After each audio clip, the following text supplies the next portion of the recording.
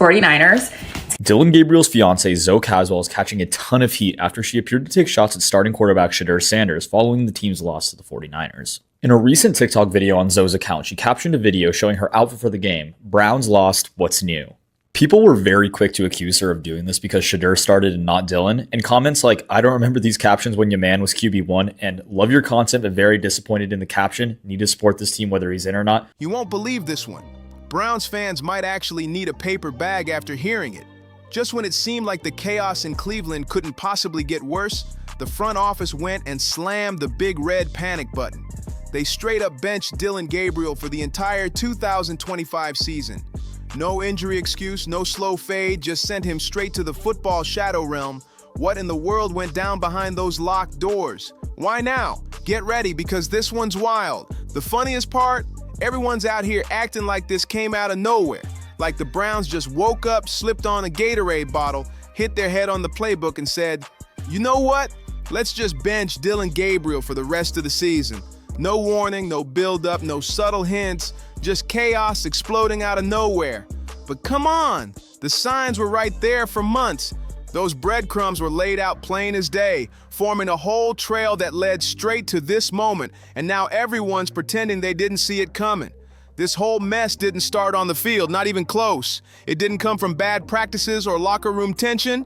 It started in that dangerous gray zone where personal drama and professional disaster link arms and start causing trouble together. It's making headlines, and not because of anything he said or anything he has done.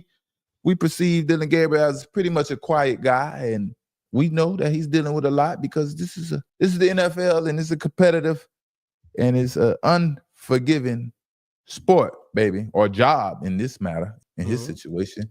And Dillon Gabriel's camp has been quiet since 24 to 48 hours for Dillon Gabriel. His girlfriend's fiance, whatever the hell she is, has pumped this young man in the hot water and definitely put him in a situation that he cannot get out of. Now, I am here to tell you, Browns insiders is letting it be known. 1 minute, it was all trust the process. The next minute, Cleveland woke up to trending hashtags, awkward press statements, and insiders suddenly acting like they'd known the truth all along. That silence? Oh, it was deafening, until it wasn't. Once those whispers started spreading that Gabriel's season was done, it didn't even feel like a rumor anymore. It felt like confirmation. The writing wasn't just on the wall. It was carved deep into the bricks, circled in red ink, and underlined 3 times. At that point, the only real question left was how long the Browns were going to keep pretending this was still a fair competition. Turns out the answer was not long at all. Let's be real, the actual benching isn't even the craziest part of this story. What's insane is how long the Browns kept pretending like everything was fine. They were selling the illusion harder than a late-night infomercial. First-team reps kept coming in week after week like reruns of a bad sitcom nobody wanted to watch. Every week was the same exhausting cycle. Fake optimism on Tuesday, soft excuses by Thursday, heartbreak on Sunday, and then hitting the reset button by Wednesday. Rinse, repeat, chaos, confusion. That's Cleveland football cardio, baby. Somewhere in that mess, someone up top decided, yeah, Gabriel's our guy, and everyone else just nodded along like those little bobblehead dogs on a car dashboard. Nobody dared to say, hey, maybe this pedestal is way too high for what we're actually getting, because once you put a player up that high, the fall ain't gentle. It's a full-blown... They said she posted a TikTok saying, my fiance, of course, she gotta let people know that's my fiance, Dillon, is not playing. I have thoughts on that, but I'm not going to share it. Then, another one, Browns lost, what's new?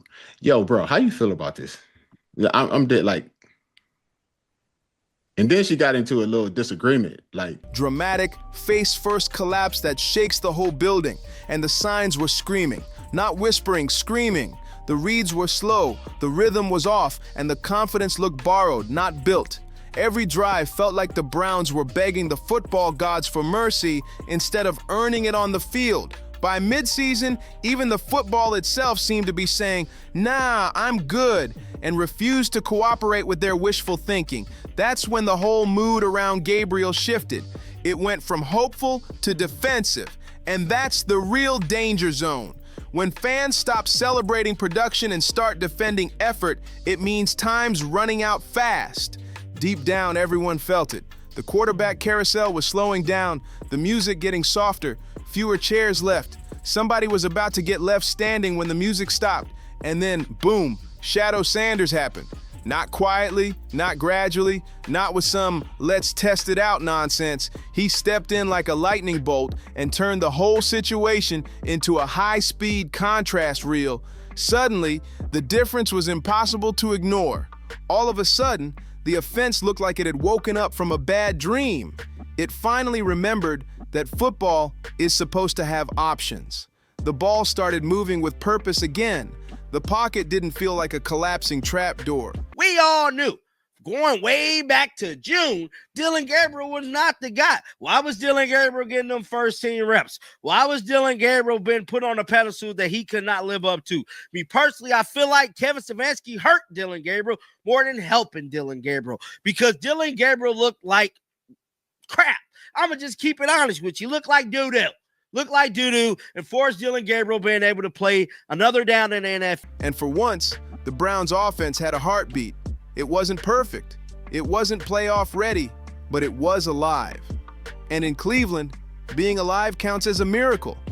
But that's exactly when things started getting awkward inside the building, because now the Browns weren't just babysitting a struggling quarterback, they were staring at an alternative that actually worked. And nothing makes a front office panic faster than realizing their so-called backup might not be a backup at all. Suddenly, every eye in the building started shifting. The evaluation clock didn't just start ticking for Shedeur. It started ticking for everyone. Coaches, coordinators, scouts, draft boards, all of it. Every decision started sounding louder.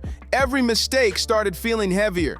And right in the middle of all that pressure, Dillon Gabriel's situation went from shaky to flat-out terminal. The messaging changed overnight. Tones got softer, statements got weirder, and the silence? Oh, it said everything. Suddenly, words like data, evaluation, and process started flying around like corporate smoke bombs. That's when you know it's over. When the front office starts talking like lawyers instead of leaders. And now here we are, officially benched.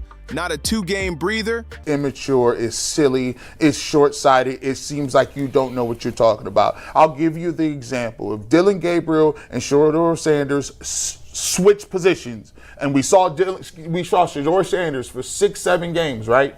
And we saw what he can do. And then it was Dillon Gabriel's time. Would we sit here and say that we needed to see Shedeur Sanders again? Nobody would say that. Not a strategic reset, not a we'll see how he bounces back. Nope, this was final. Season over. Clipboard assigned. Future unclear. The kind of decision that doesn't come with a soft landing or a friendly press release. What makes it savage is the timing, because this didn't happen after one bad game. It happened after months of the team preaching patience, promising development, and calling Gabriel the future. Fans were told to hold tight, to believe in the plan, but patience is the one thing Cleveland can't afford anymore. And just like that, the same organization that told everyone to trust the process is now saying, never mind, we're changing course. Fasten your seatbelts, because this ride's about to get even bumpier. What makes this whole benching saga even messier is that it quietly answered a much louder question. The Browns are done pretending. They've stopped faking confidence and started revealing the truth. They're uncertain, nervous, and totally reevaluating everything. Shedeur Sanders isn't just playing. He's now the lens through which the entire franchise is being judged. From this point on, every snap, every throw, every drive isn't just about this season anymore. It's about April. Fiance has brought some eyes to the team after a recent reply to a TikTok comment. So a user commented with a pretty long reply, but the end of the comment ended up saying, nobody in that locker room respects that little dude, in referring to Dillon Gabriel. In a since deleted message, she reportedly responded, actually, everyone in the building wants him to play, but you wouldn't know that because you've never played in the NFL or been a couch. I think she... Every play is a piece of data being stacked against potential draft capital. This isn't about chasing wins, it's about deciding whether Cleveland is ready to burn another premium pick on yet another quarterback. Dillon Gabriel didn't just lose his starting spot, he lost the conversation. And the crazy part? The coaching staff is tangled up in this too. This move ties everyone's fate together like a pressure-packed knot.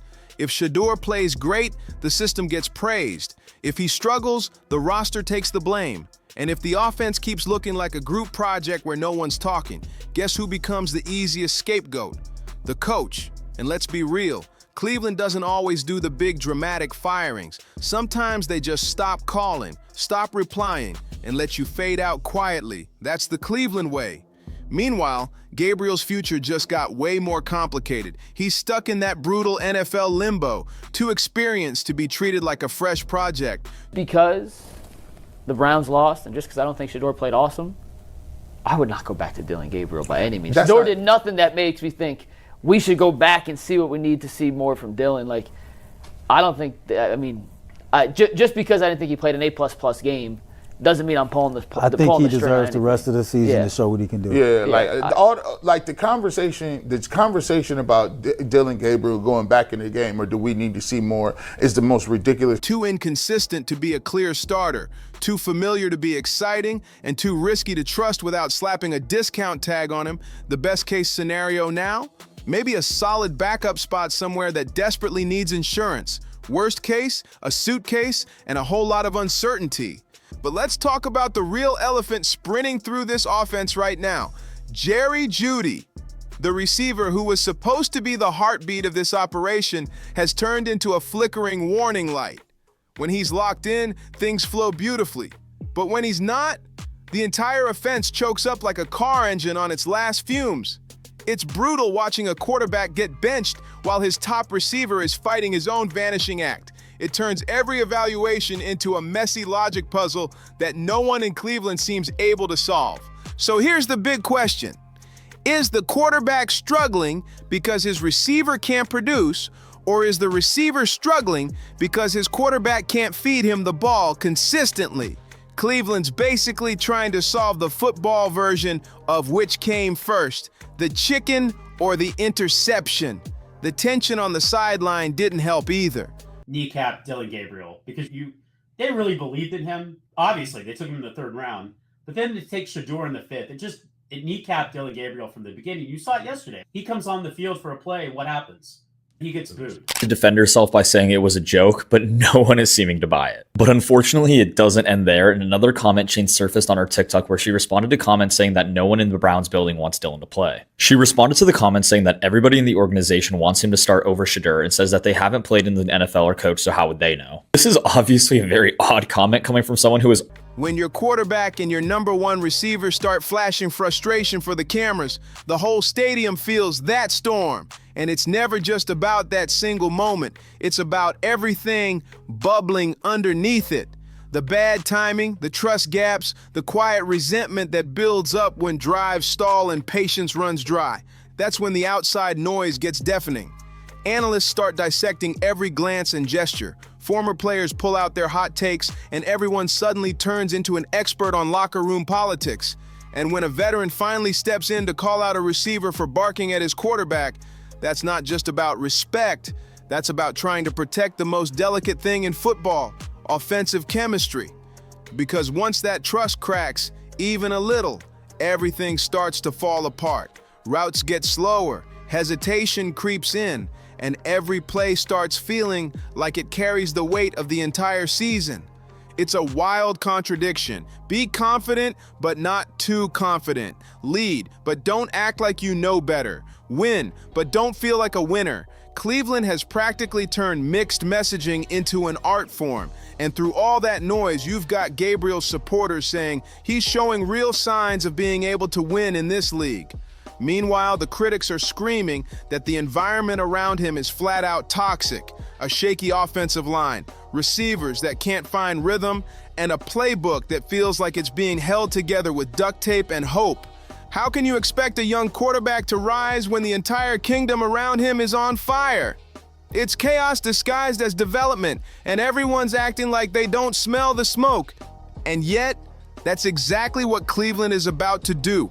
But now they are making some noise, and it's coming from his fiance. And all I can say, man, is the competitive juices are flowing. The competitive juices are flowing, man. Let's chalk this up to being competitive, right? Of course, Dillon Gabriel is not happy with Shedeur Sanders, but being Shedeur Sanders' backup. Dillon probably saw this coming a while ago. He knew it was coming. And some of his old comments. They're strapping in and riding this evaluation wave straight through the chaos like it's business as usual. Every completion will be hyped up as proof the future is bright. Every interception, blamed on the system, the weather, or the receivers. The film room will turn into an archaeological dig with coaches studying tape like it's some lost civilization scroll.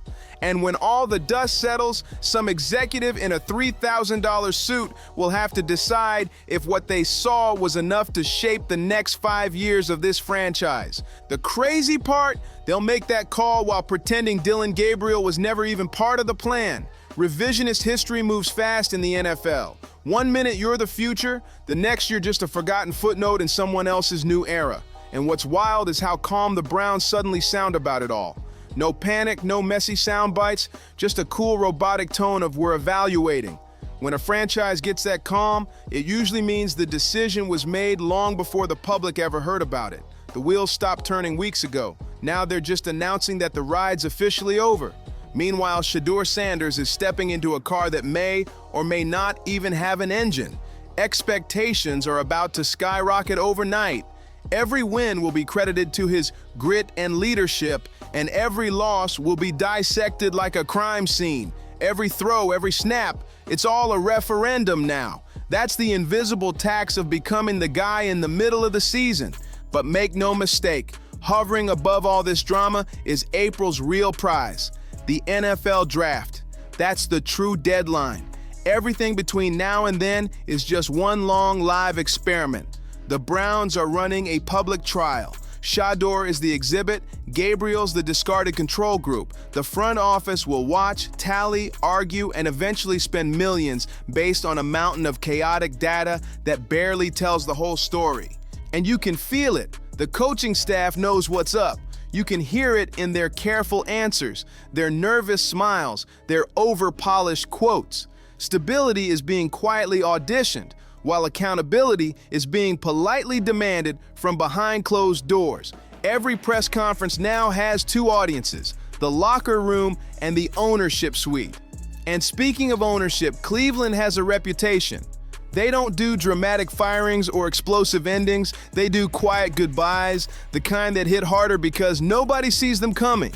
No dramatic send-offs, no emotional farewells, just polite silence until someone quietly finds the door on their own. Wants him to play. But, hey, why is she talking about you wouldn't know that because you've never been in the NFL or been a coach, right? That's what I'm not. That's what that's his old lady. That's look at that. You can't even say. That's about to be Dillon Gabriel's wife. That's how Cleveland does business. And make no mistake, if this quarterback switch doesn't create real momentum soon, the shockwaves will hit everyone up the chain. Which brings us right back to Dillon Gabriel, because his fate is strapped to that same ladder. If the current coaching staff somehow survives this chaos, Gabriel might survive too, as a quiet name buried in the roster, collecting dust on the sideline. He might never see another meaningful snap, but he'll still be there in uniform waiting. But if the staff goes, oh, it's over. A new regime means a clean slate, and quarterbacks inherited from the old playbook rarely make it past the first team meeting. So now Gabriel isn't even a plan. He's a possibility, a name without a story. A project with no new headline. And in the NFL, players without narratives fade faster than their own highlight reels. Meanwhile, Cleveland keeps doing what Cleveland does best, rebuilding while pretending they're not rebuilding. The Browns don't rebuild, they remix. Same song, new verse, fresh quarterback, same heartbreak chorus. And the fans, they're strapped into that emotional roller coaster with no seatbelts on. 1 week it's outrage, the next it's blind optimism, then sarcasm, and somehow hope sneaks back in again. This benching will get sliced, diced, memed, and argued about endlessly until Shedeur Sanders has his first truly ugly game. That's when the amnesia sets in. Suddenly, everyone will claim they always supported this pivot. That's football logic for you. Flexible, unpredictable, bending with every scoreboard swing. But one thing's for sure, the Browns aren't hedging anymore. The Dillon Gabriel experiment is officially archived. The rest of 2025 now belongs to Shedeur Sanders, and the only question left is whether he's the real answer or just the next chapter in Cleveland's never-ending quarterback saga. There's no safety net now, no split opinions, no what-ifs about development or timing. The door on one era has closed, quietly but firmly, and the next one is already leaking pressure and expectation through the cracks. So here we are. A benching that feels sudden but was always inevitable. A franchise once again searching for clarity in the middle of controlled chaos. And if history tells us anything, Cleveland's about to find out whether this chaos finally builds something or burns it all down again.